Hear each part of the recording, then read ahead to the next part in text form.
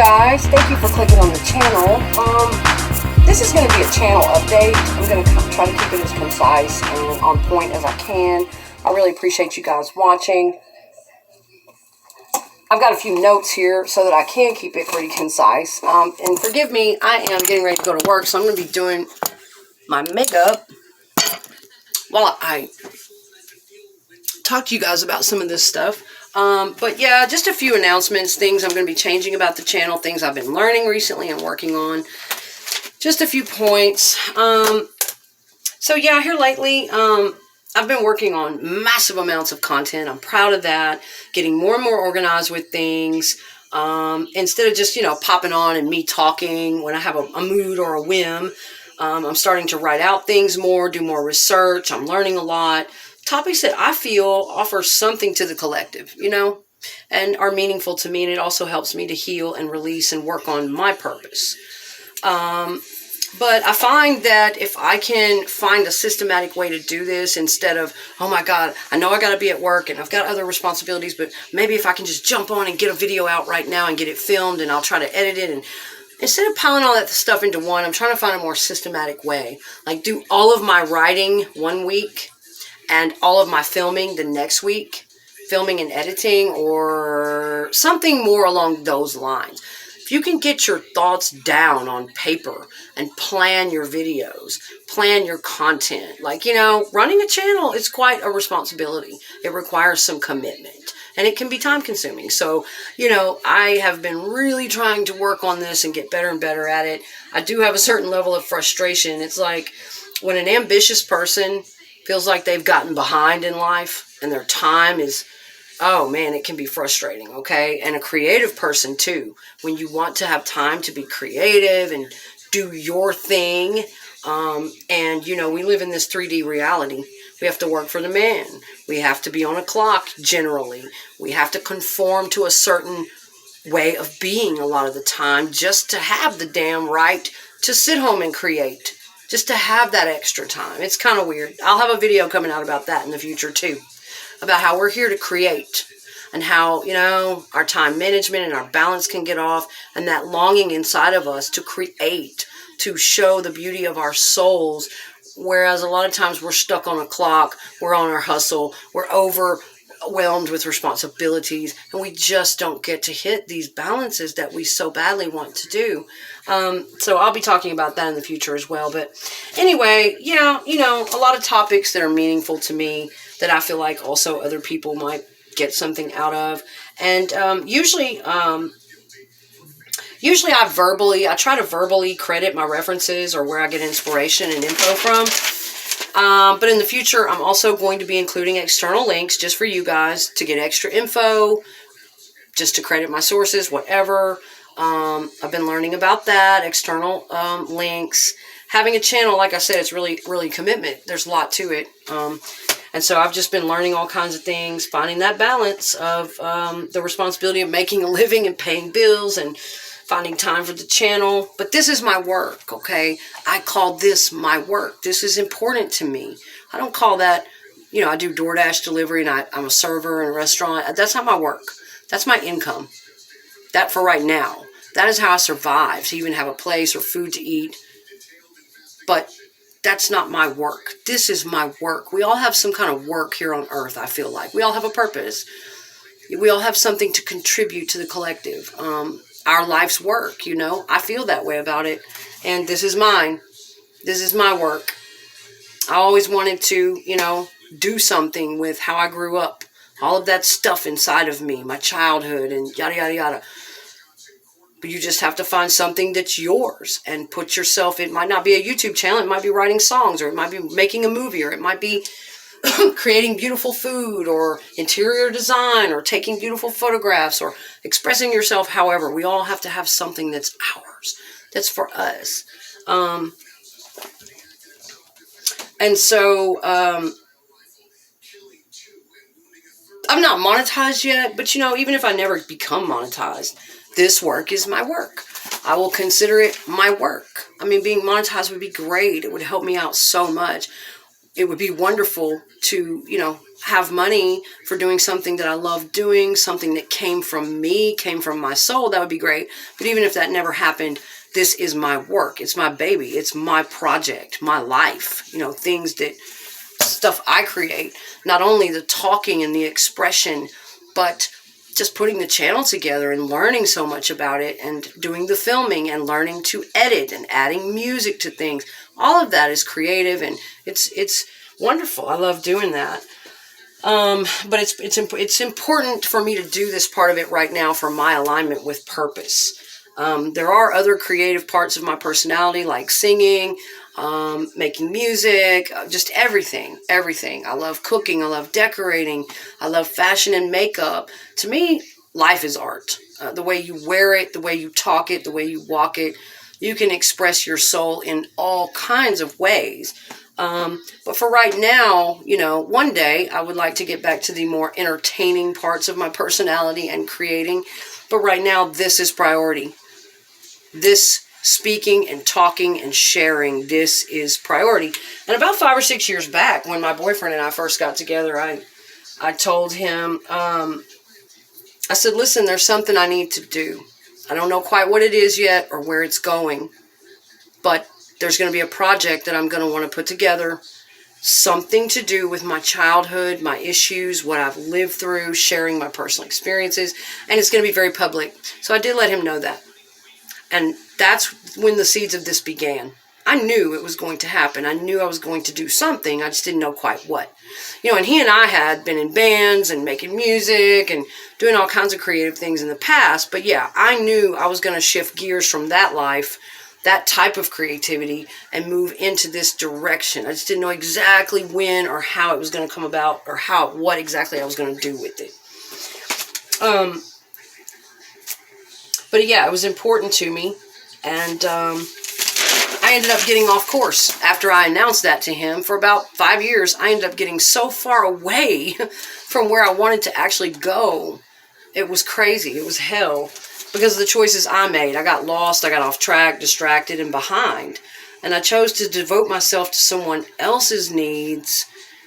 I became codependent again. I'm going to have videos coming up about that. For years and years, I was on my own, and I was doing well, but I had struggled all of my life because of my childhood with codependency issues. And if you don't know what codependency is, you should look it up and study it. It's more than just depending on somebody, they pay my bills, or we borrow money from each other. No. Codependency is about your self-esteem, your identity, who you are, how you feel about yourself, and not depending on external sources of validation. It's codependence. Becoming codependent is very toxic. It's where you lose your identity. You no longer have that power inside to feel good about yourself based on what somebody else is doing, or if you're in a relationship or not, or what the hell they're doing. So research that one for yourself. It's not good at all. But I relapsed into it again. I had beat it before, and I relapsed into it again because I needed another good old hardcore lesson in getting out of codependency and never falling back into codependency ever again. I needed that one last lesson. Yep. To bring me back to my full power of who I really should be. So that has to happen sometimes, you guys. But I did that. I made those choices. I got very overwhelmed. I went through hell for a few years. Fell into a short addiction, and that changed my life. Relationship issues. Then I got the addiction squared away. I didn't even get addicted till late in life, and I got that squared away. I got in a program, medically assisted opiate recovery, and still in that program. Got that addiction squared away, but it was the toxic relationship that really took me down through there, man. That codependency is a bitch. It took me down through there for years. Trauma bonding, all that shit. Oh, yeah. But that shit had to happen. Those triggers had to come up for healing for me to get back here.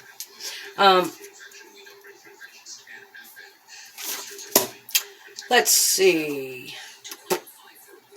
Yeah, but in his addiction, shit, it wasn't really, I got mine squared away, but yeah, it was my toxic codependency and his addiction, his out of control addiction, and all kinds of other issues in our relationship that just made it hell. It made it really hard. And I was just so stuck. I couldn't believe that it had happened to me. I think I was in shock. You know, it was really a hell of a thing. It took me a long time to really work through that, but I was hell-bent on making it work and not leaving, but I was also being guilted and manipulated a lot of the time not to leave. It was hard. But yeah, it just got to the point where I couldn't focus, I couldn't function. I ended up homeless because of that, just trying to stay close to this person and thinking more of him than I thought of myself, not wanting to break away from it. I ended up with nothing. I ended up so far away from what I wanted to be. It was unbelievable. And, you know, in retrospect, god damn, I can't believe I was that issued, that unhealed, but I was. Even after years and years of therapy, I couldn't believe that I was that unhealed, but I was. I had to go through it. Anyway, it got to the point where it got that bad. Even though he and I did lots of psychological work with each other, and we did have love for each other, it just couldn't be. No, there were too many toxic issues involved and a very severe lifelong addiction on his part to alcohol. So, I was finally forced, no choice, but, you know, to stand up, set boundaries, and take my life back, get back to my path and the lessons, you know, that I needed to move on into. But those were the particular lessons I needed at the time, and I see that. For those of us raised in abuse, trauma, neglect, and dysfunction, it does not always come naturally for us to just stand up and value ourselves. Like, hey, I'm too good for this. I'm not going to put up with it. I love myself. I have better plans for this life. I'm not going to keep going through this weird shit with you. A lot of us don't know how to do that. It doesn't come easy for us to do that when we were raised in fucked up childhoods, okay? So we have to work at that shit, to get up, cut it out, set boundaries, and do what's best for us, because we're taught that it's selfish. Toxic parents teach us that we're selfish. You're just mean if we don't comply. And toxic partners do the same thing when we get older. If you don't comply, you're mean. You're just leaving me. You never did love me. They guilt us and manipulate and teach us that we're selfish if we cut them off and we do what's best for us. Bullshit, don't believe it.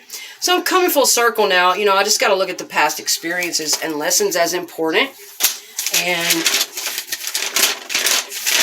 let's see here. I have more notes. They were important for my personal growth and evolution, period. And for his too, for all involved. And I have to use those experiences as insight and wisdom that I now have. Whereas if I had not gone through any of that stuff, I wouldn't have that. I wouldn't have the insight and wisdom I have now. Wouldn't be standing here able to talk about certain things. And it sucked at the time, yeah. And I still struggle with mixed emotions, you know, anger, disappointment in myself, anxiety, but disappointment about my time, how much time went by in that situation. And I feel like, oh my God, I'm in a race against time to start being and living and doing what I wanted to do because I was held down for so long. But I chose to let myself be held in that. That was me doing that. And I feel behind because of it, but I also accept what had to be done. So I can appreciate the good out of the bad, even out of the bad. I can pick out the good and keep on rolling and use the bad to my advantage in healthy, productive ways. This YouTube channel is a classic example. If you're self-aware and you know how to transmute energy and bad things, transmute adversity, take any type of adversity that comes to you, be self-aware, work on your emotional intelligence, take responsibility for your choices and what you put yourself through. This YouTube channel is a classic example of what someone like that does with their emotions. Instead of falling apart or self-destructing or blaming others or sitting in it, do something productive with it, you know?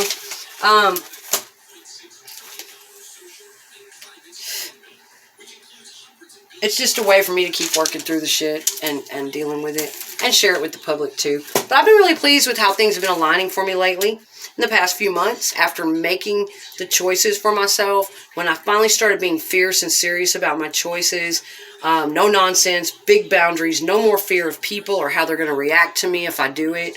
No more fear of leaving things behind that aren't good for me or what they're going to do to me, or when I seriously took control of myself and my own emotions and disciplined myself again like a parent would. I let that parent step right on in and take care of me.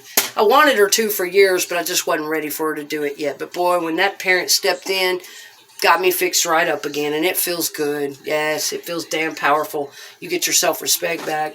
But it also meant heartbreak. Lots and lots of heartbreak and agony for a long time inside of me, painful decisions and sacrifices. And some people were guilt tripping me and blaming me at the same time. Made it 1,000 times harder. Boy, you talk about having to be strong and really love myself more than I loved being mistreated or taken for granted or controlled or putting my time and energy into anything toxic and off my path. Hell no, I had to love myself more. They just do that so you'll break and stay in the trap and stay distracted. They control you and keep you stuck by using those psychological techniques of guilt tripping, make you feel sorry for them, flirt with other people or cheat on you. That's all their way of controlling you. That's not a friend, man. And that's not anything you should really love or want to go back to, you know? But when you finally get strong enough to eat that fucking game out from under them and eat that pain, get your self-respect back. You realize who you are. You're more valuable. Your time is valuable. And getting to the root of your own pain and insecurity and asking yourself, why are they able to trigger me so much? Why am I hooked like this? Why am I in this trap, running and serving them and complying with, every time they threaten to go talk to another girl or they act out like a little child, they try to control me with those burned out, backwards ass, toxic techniques like a junior high kid would. Why do I go running? Why do I give in to that? Why do I not cut it out? Once you get to the root of what's your problem, why are you so insecure?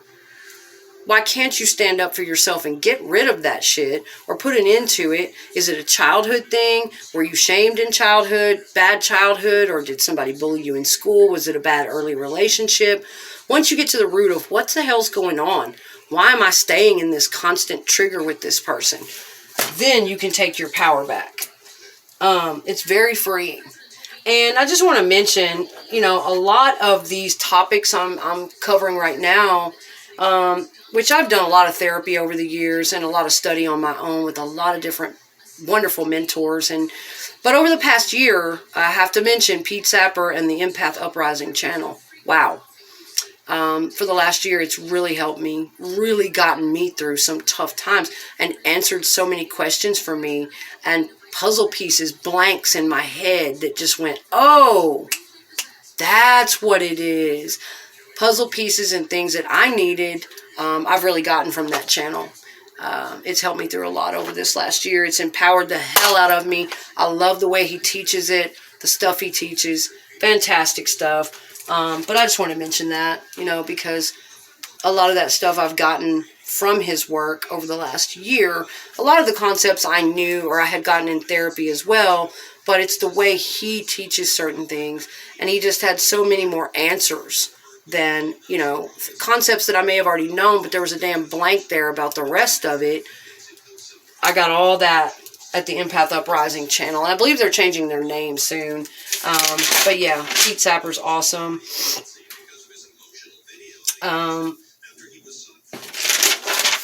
Moving along.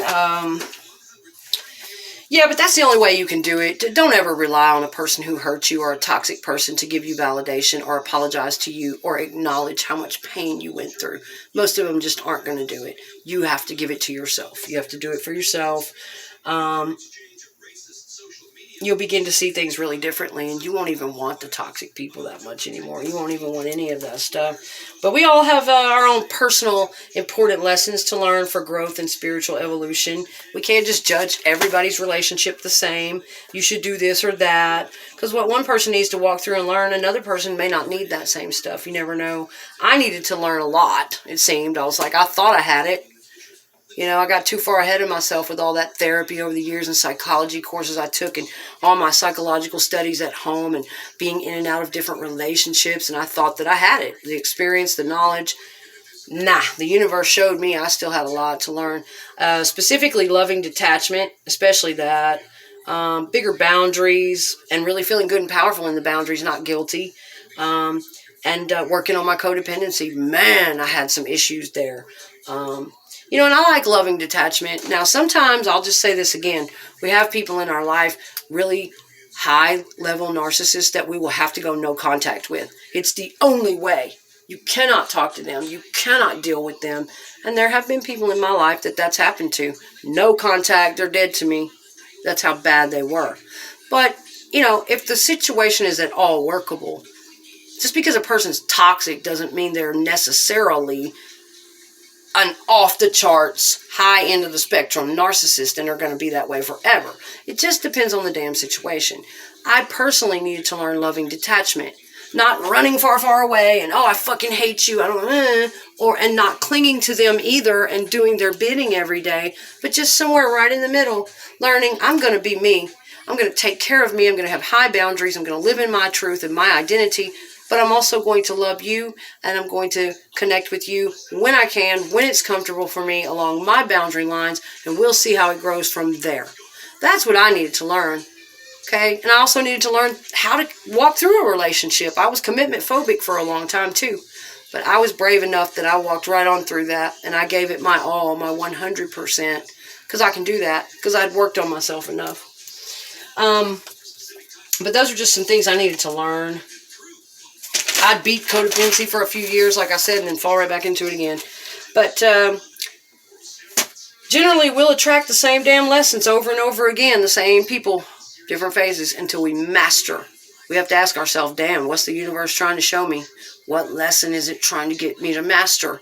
And then we won't attract that kind of thing anymore. It just lines us up with who we really are.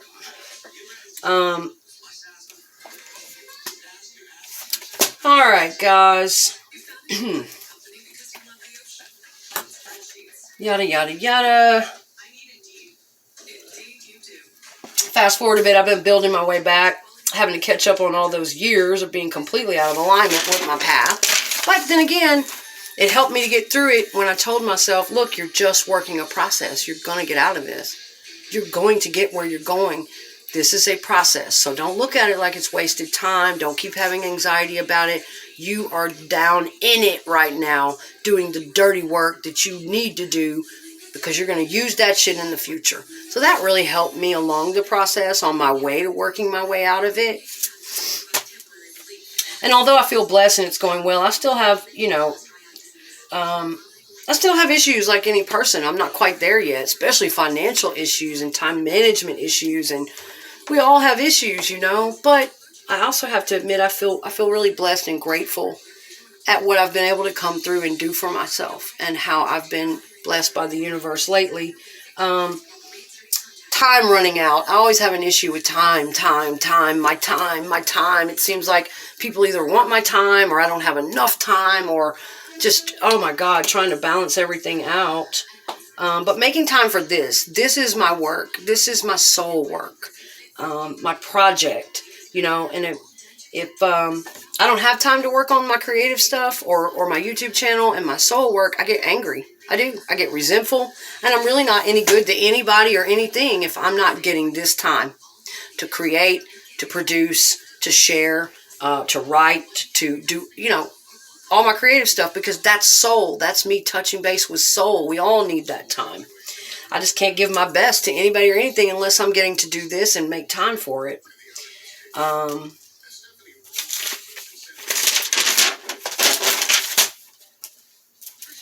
Yeah, I believe in working hard. Trust me. I'm not lazy or anything. I'm okay with responsibility.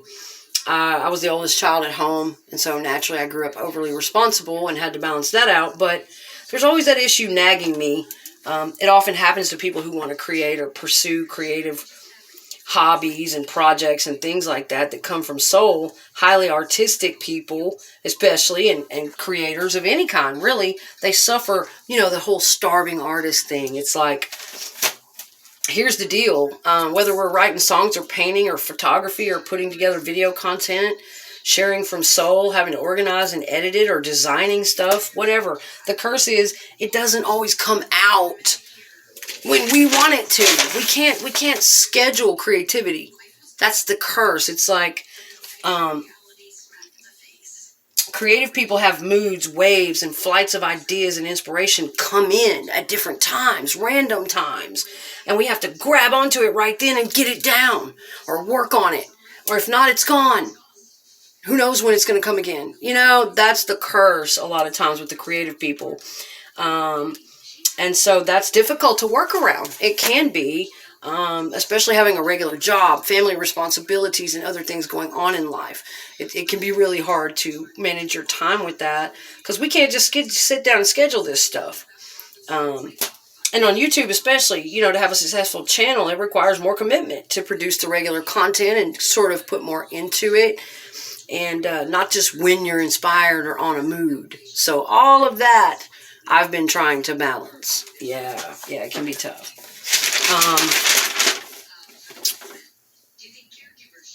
But yeah, the writing, I've got a bunch of different topics I've been working on and getting a system down. I think I told you guys about that. I can't do it all in one day, while working 2 jobs. So I talked about either doing all of the writing and just writing a whole bunch of different topics, get all of that out of my mind and get it down. At least that idea is never going to go away. If you can just get it to that paper, then you've got it. That idea is never going to go away. Whether you film it that day or not, it doesn't matter. Come back and film it, edit it later. Get those ideas down when you can, though. When the inspiration's there, write it down.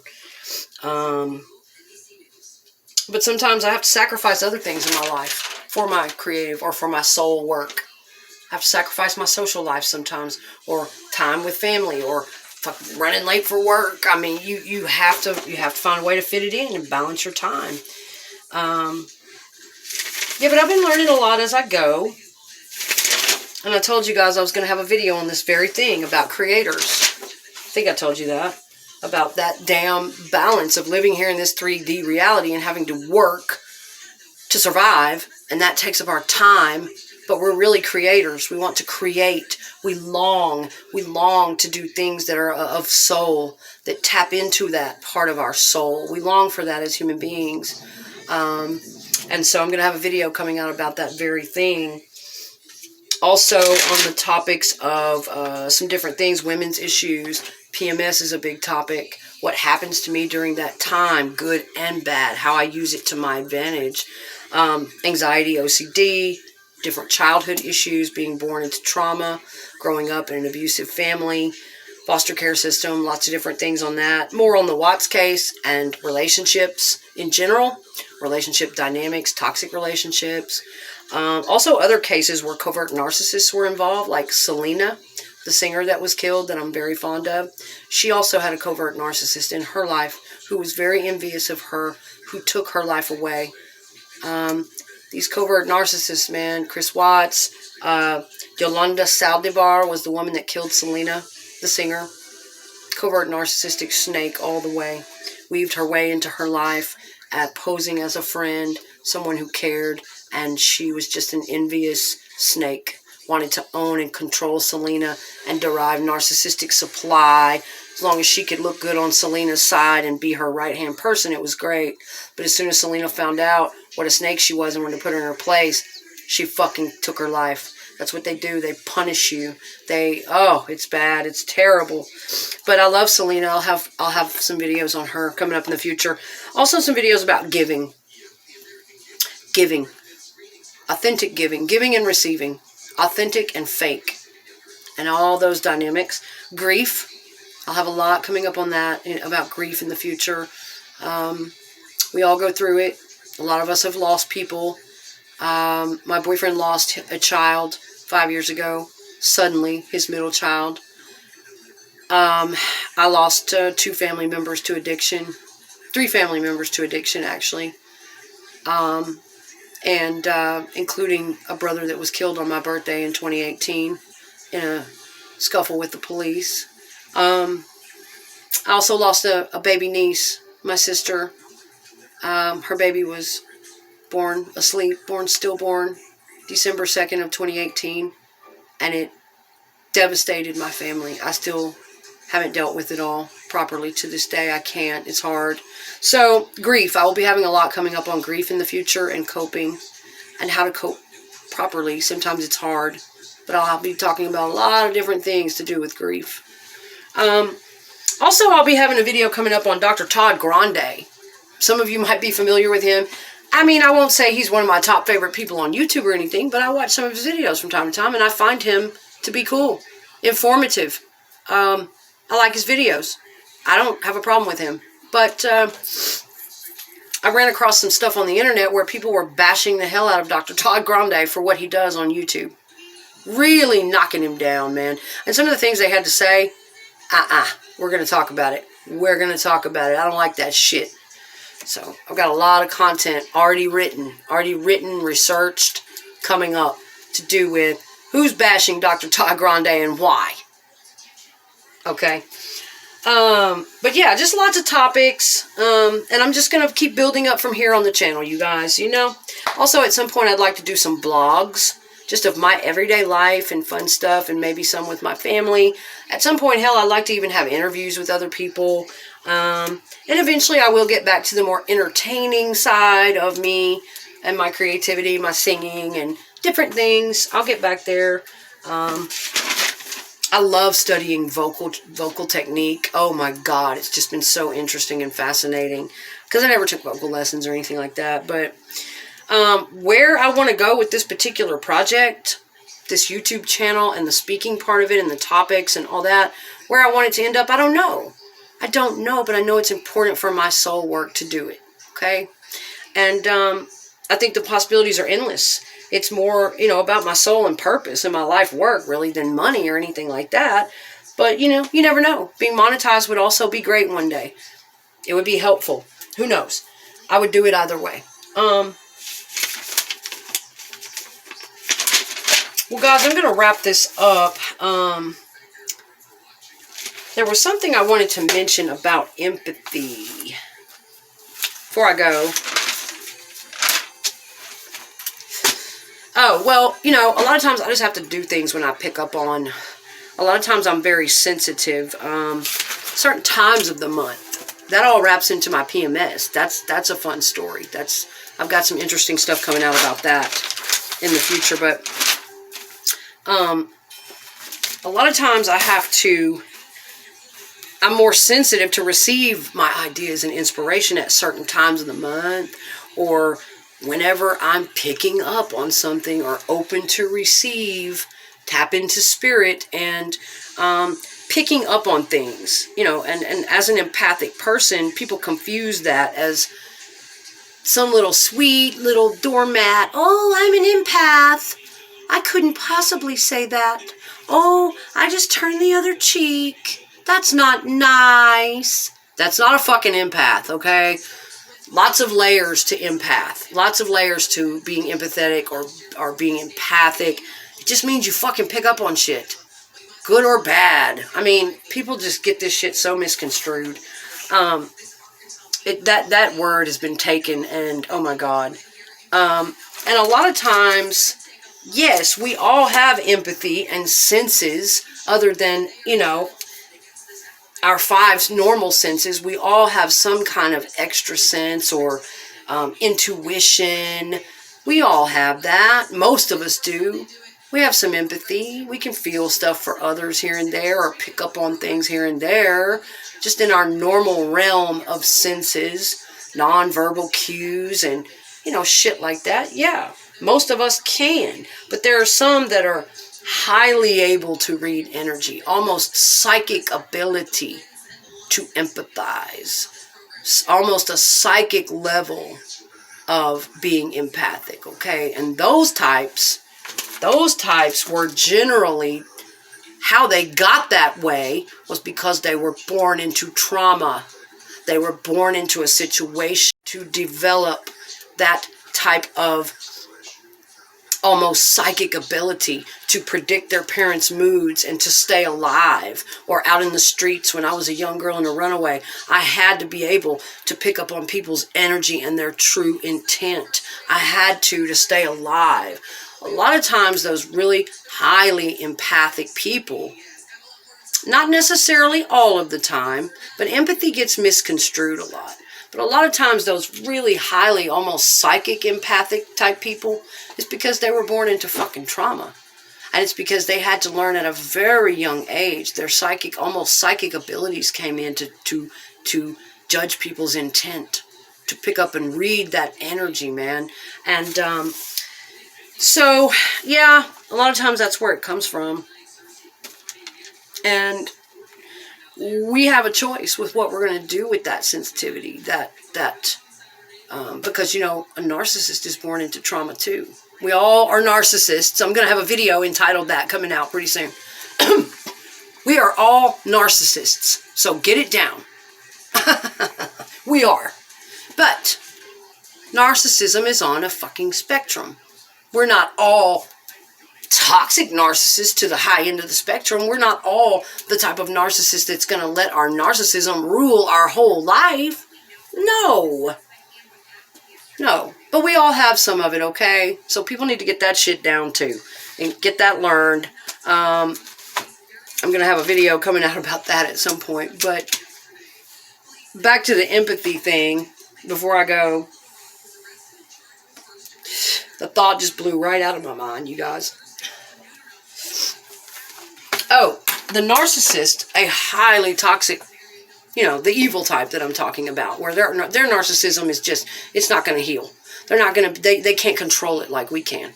They can't, you know, feel for others and control that shit. And they don't, you know, like us, we don't live in our fucking narcissism. We only use it occasionally if we have to fight a real toxic narcissist or, you know, whatever. We use it for positive and productive ways. We keep it under control. We don't live in that shit all the time.